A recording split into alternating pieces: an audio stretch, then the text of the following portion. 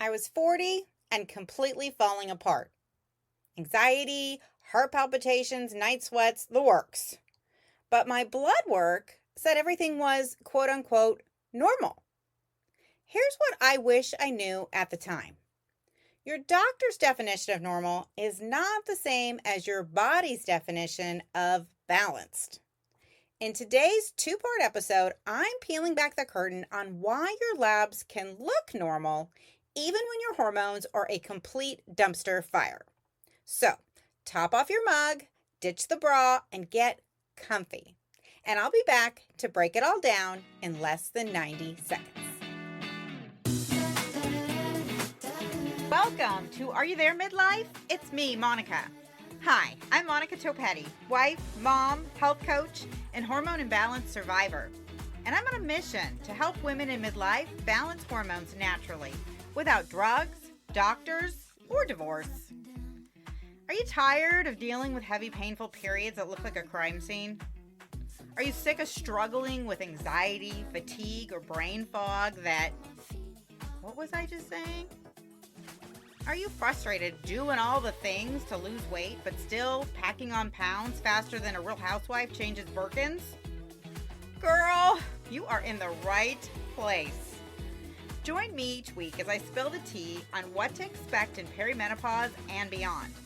From IBS to insomnia, bloating to funky body odor, I'll unpack all the weird stuff happening inside our midlife bodies, plus give you the latest science and holistic solutions to manage it all. So ditch the Spanx and hop on board the Hot Mess Express. Let's do this. Hey, beautiful. Welcome back to the show. Okay, so according to the North American Menopause Society, up to 80% of women in perimenopause experience hormonal symptoms. And yet, the majority of us are still being told our blood work is normal, which probably explains why 72% of us say we've had to search for answers on our own after getting a clean bill of health from our doctors. This week, I'm continuing my What I Wish I Knew at 40 series, where I'm sharing the insights I wish someone had shared with me before I spent years, feeling dismissed and confused. If you missed the first two episodes, episode 96, 5 symptoms I ignored at 40 that came back to bite me in perimenopause, and 97, when anxiety is a hormone imbalance in disguise, I'll be sure to link both of those in today's show notes. This week's episode originally aired back in January of this year, but it sets the stage perfectly for part 2 next week, where I'll walk you through exactly which blood tests to ask your doctor for and how to actually interpret them. But first, in today's episode, we're diving into why your blood work may not be telling you the whole story and the sneaky role inflammation plays in hormone balance. Let's get into it. So, the number one reason we can have perfectly normal blood tests and still feel completely out of whack comes down to something most doctors never talk about: hormone receptor sensitivity. Our hormone receptors are like tiny little locks designed to be opened by specific hormone keys. But when those locks get jammed by inflammation, toxins, or chronic stress, the keys no longer fit.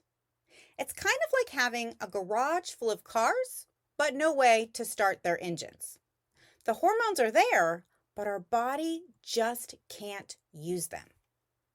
Hormone receptor dysfunction, it's a mouthful, occurs when the cells in our body become so inflamed they actually prevent our hormone receptors from functioning properly. And when our hormone receptors aren't functioning properly, that's when we start to experience all kinds of symptoms that our doctors can't really explain. Because even though our hormone supply could be adequate, our hormones are being blocked from binding to their receptors, which means they can't perform their normal functions. In fact, blocked hormone receptors are the number one reason why we can have normal hormone levels but still feel completely out of whack. These lab tests we're being given are not factoring in hormone receptor dysfunction. So even if our doctor says everything looks fine, there can be inflammation or other external factors blocking our body's ability to respond to its own hormones. Okay, so if hormone receptor dysfunction is the issue, what causes hormone receptor dysfunction? The biggest drivers are inflammation, stress, diet, gut health, and environmental toxins. So I'm going to break that all down for you, beginning with chronic inflammation. Now, studies have shown that systemic or chronic inflammation is a key player in disrupting hormone receptor function. Chronic inflammation is now believed to play a role, and get this, 75 to 90% of all diseases. And it's also one of the biggest culprits behind hormone receptor dysfunction. According to the World Health Organization, up to 90% of chronic diseases are linked to inflammation, many of which involve hormone imbalances. Because when our body is inflamed, our hormone receptors are less responsive, meaning hormones like estrogen and progesterone and other hormones can't do their job properly. In fact, low-grade inflammation, according to a review in Nature Reviews Endocrinology, is a common underlying factor in several subclinical hormonal imbalances, including estrogen dominance, adrenal dysfunction, and underactive thyroid. The second driver of hormone receptor dysfunction, if you're taking notes, is stress. Now, stress affects us in many ways, particularly in terms of hormone receptors. It affects us in two ways. First, chronic stress or stress over a long period of time can lead to something called cortisol receptor resistance, which simply means that cortisol impairs our body's ability to actually regulate inflammation, while at the same time it's exacerbating adrenal fatigue and other hormone imbalances. Second, cortisol, which is the hormone that we release during stress, can actually alter hormone receptor function. And according to a 2018 study in the Journal of Neuroendocrinology, actually makes it harder for our body to use estrogen and progesterone specifically more efficiently. The third driver of hormone receptor dysfunction is diet and nutritional deficiencies. We all know the dangers of a diet high in processed foods and sugar and refined carbs, but how does it specifically contribute to inflammation? Well, this type of diet actually promotes the formation of something called advanced glycation end products, or AGEs for short. Now, these trigger the release of pro-inflammatory cytokines like IL-6 and TNF-alpha. Simply put, these inflammatory molecules block hormone receptors as well as disrupt hormone signaling. In addition, a diet deficient in key nutrients like magnesium, vitamin D, and omega-3 fatty acids, for example, can increase inflammation and impair hormone function. A 2019 study published in the Journal of Nutritional Biochemistry linked inadequate intake of essential fatty acids to poor estrogen metabolism, which basically means even though our estrogen is circulating, it can't do its job properly. Okay, I'll be back in just a minute with the two most overlooked causes of inflammation that can throw your hormones completely off balance. But first, how do you know if inflammation could be driving your symptoms, especially when your labs look normal? Well, that's exactly what I can help you figure out, starting with my free hormone symptom profile assessment that you can take right now at bit.ly/take my hormone quiz. First, this assessment will tell you if you have a hormone imbalance, even if it's not showing up in your blood work. Second, it'll reveal which hormones are most likely driving your symptoms, so you can finally focus on what your body actually needs to heal. It's quick, it's easy, and I mentioned it's free, and it's already helped nearly 2,000 women uncover the root cause behind their fatigue, mood swings, poor sleep, or weight gain. Look, you know your body. You know when something's off. So, if you're ready to stop guessing and start getting answers, head to bit.ly/take my hormone quiz or just click the link in today's show notes. All right, let's get back into it because these last two root causes are sneaky. The next driver of hormone receptor dysfunction is poor gut health. Now, I gotta be honest, there's a lot of buzz on social media about gut health. And while it's not the entire answer when it comes to balancing our hormones, it is a very important piece of the puzzle because an unhealthy gut can lead to systemic inflammation.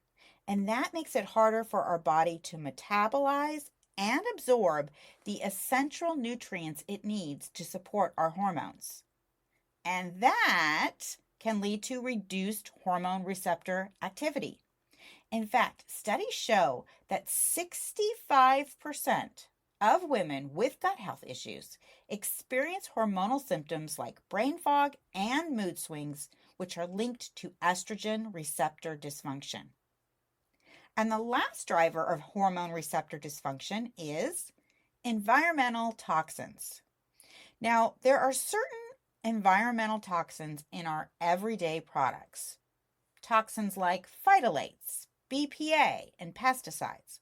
These are known as endocrine disruptors because essentially they're fake hormones.